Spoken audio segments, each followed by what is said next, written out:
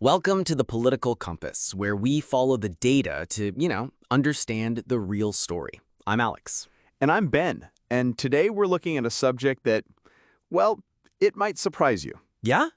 We all know President Trump's support from his MAGA base is famously strong. Right. But is it as rock solid as it was when he took office? That's the billion-dollar question. The data suggests there are some emerging fractures. Okay.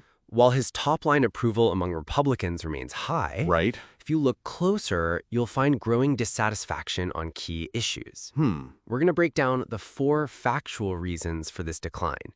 Pivoting, Ben, let's start with the one that hits everyone's wallet, the economy. Absolutely. This is where the rubber meets the road for so many voters. Right. A core part of the MAGA promise was, of course, a booming economy for everyone. Yeah. But right now, people are feeling the squeeze. We're seeing a 2.7% annual inflation rate. And a recent Associated Press poll was really telling. Okay. 49% of Americans said the president's policies have done more to hurt them than help. And a lot of that comes down to his tariff policies. Right. In simple terms, these are taxes on goods from other countries. Right. The goal was to boost American manufacturing. Sure.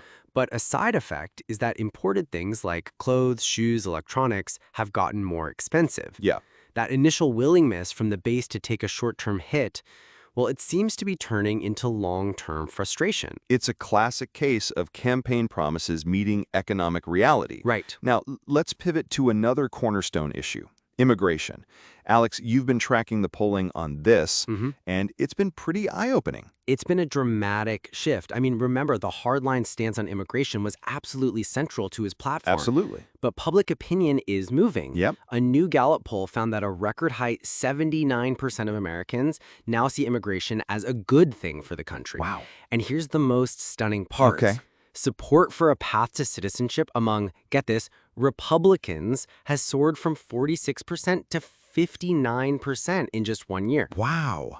So his administration's push for more aggressive deportation is now out of step not just with the country, Right. but with a growing portion of his own party. I mean, some data shows that up to 1 in 5 Republicans are souring on his specific immigration policies. Yeah. This isn't a small fringe. So let's move to the third point, foreign policy.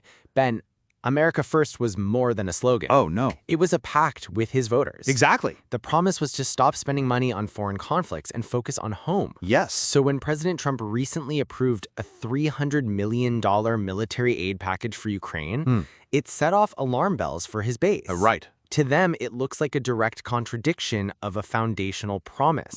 It's created a clear split. Yeah. And that brings us to our fourth and final point. Okay. A very modern political issue that lives on the internet. You're right. The controversy over the Jeffrey Epstein files. This one is all about trust. On the campaign trail, Trump energized his base by promising to release the Epstein files. He did. To expose corruption. But his administration's official position that there was no client list, that's been met with fury, with accusations of a cover-up from a very vocal segment of his supporters. It has. It's a promise they feel was broken. So you have these 4 areas of friction: economic pain, a softening stance on immigration, this perceived reversal on foreign policy, and a broken promise on transparency. Yeah. This leads us to our final question. Okay. What can the president do to regain his popularity and enthusiasm among his base? From a strategic standpoint, the path forward seems to have a few key lanes. First, he has to get a handle on inflation and be seen as fighting for his supporters' economic well-being. Right. He can't just talk about it, they need to feel it. I agree. And he also needs to shore up that trust. I mean, that means either delivering on promises like the Epstein files or providing a much more convincing explanation for why he can't. Exactly. It's the ambiguity is hurting him. And on foreign policy, he needs to resync with his America First base and justify decisions like the Ukraine aid in a way that aligns with their worldview. Ultimately, his power comes from that unique bond with his voters. He has to prove he's still listening to their specific concerns, not just the ones he wants to talk about, Right. but the ones they are actually worried about. Which leaves us with a final thought for our audience. Now, here's a question we'd like you to think about. Given the deep-seated loyalty of his base, do you believe these disagreements over policy are just temporary cracks that can be easily patched? Yeah. Or do they signal a more fundamental and lasting shift in the MAGA movement? Let us know your thoughts in the comments.